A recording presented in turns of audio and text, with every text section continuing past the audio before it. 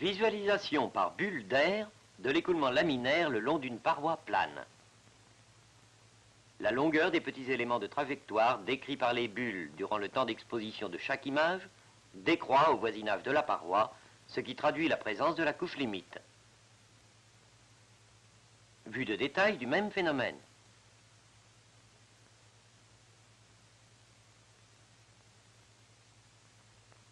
Décollement en bourrelet au bord d'attaque d'une plaque plane sans incidence. En aval du bourrelet, présence d'une couche limite turbulente caractérisée par des trajectoires désordonnées de bulles.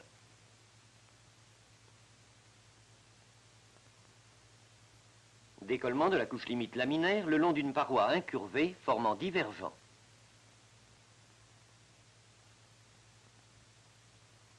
Son caractère de laminarité est confirmé par la présence d'une couche vide de bulles d'air apparaissant ici en noir et qui cesse d'exister lorsque l'écoulement devient turbulent.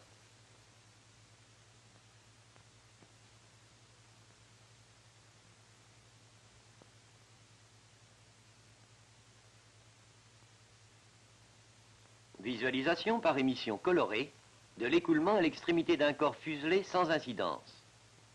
La réduction progressive des émissions met en évidence l'écoulement pariétal et la zone décollée arrière prolongée par le sillage.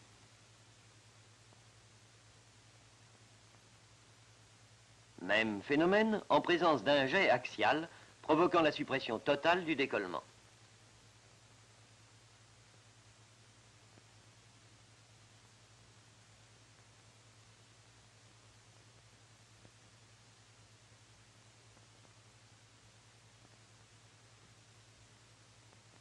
La zone décollée en amont du ressaut est le siège d'un tourbillon mis en évidence par une émission colorée effectuée au voisinage du point de décollement.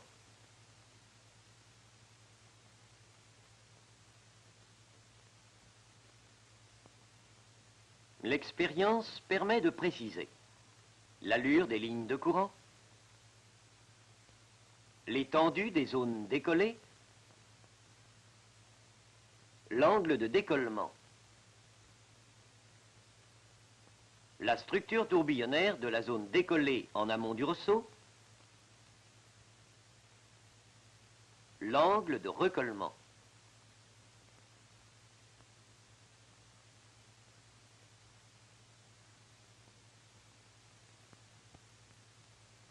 Les bulles d'air précisent également la position du point de transition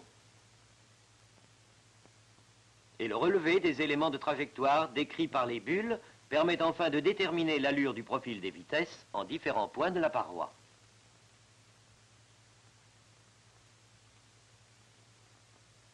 Cette zone décollée est d'autant plus étendue que la hauteur du ressaut est plus grande.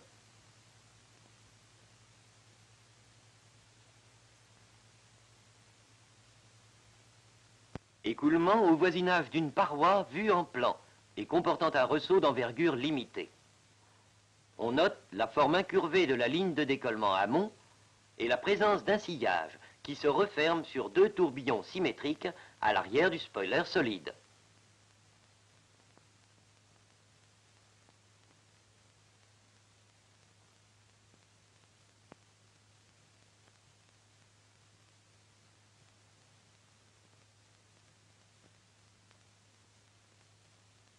Comparaison avec l'écoulement plan le long d'une paroi comportant un jet normal à sa surface.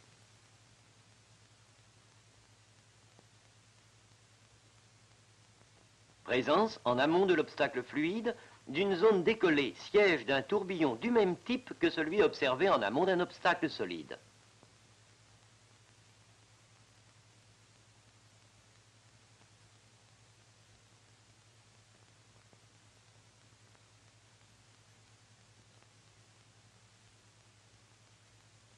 En aval d'un important décrochement de paroi, existe une zone décollée étendue, caractérisée par une partie amont laminaire et une partie aval turbulente.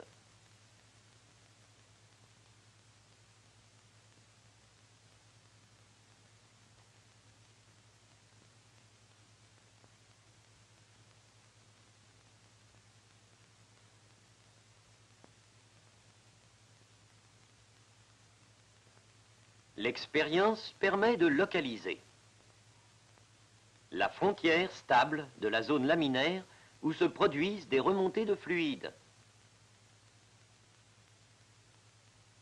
La transition, ainsi que la frontière fluctuante, siège de tourbillon emporté par le courant.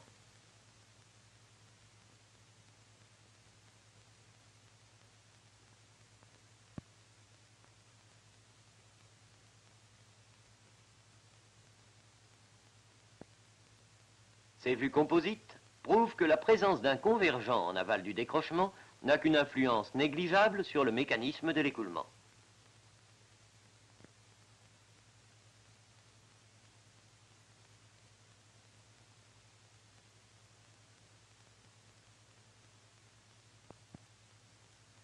L'influence de la vitesse est par contre extrêmement nette.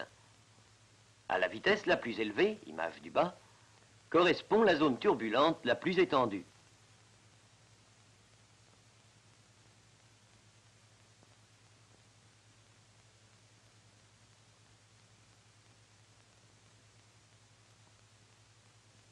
L'aspect de l'écoulement change aussi lorsque se modifie le caractère de la couche limite qui décolle. Sur l'image du bas, cette couche est turbulente.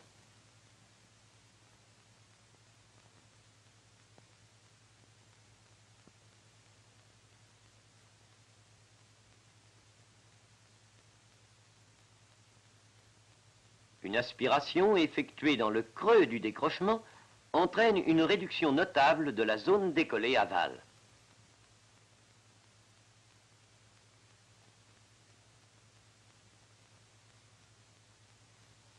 Un soufflage dans les mêmes conditions produit un effet analogue.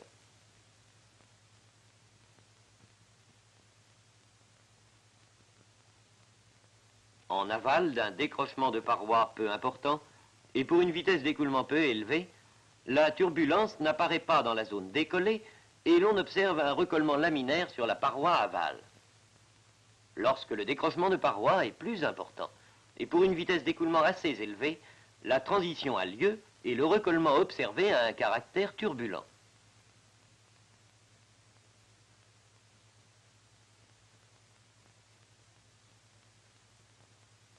Comparaison avec l'écoulement au voisinage d'un culot droit. Mise en route d'un jet axial qui réduit le décollement arrière à une zone annulaire, siège d'un tourbillon en forme de tore. Même phénomène dans le cas d'un engin comportant un empennage constitué par des ailes en queue d'hirondelle.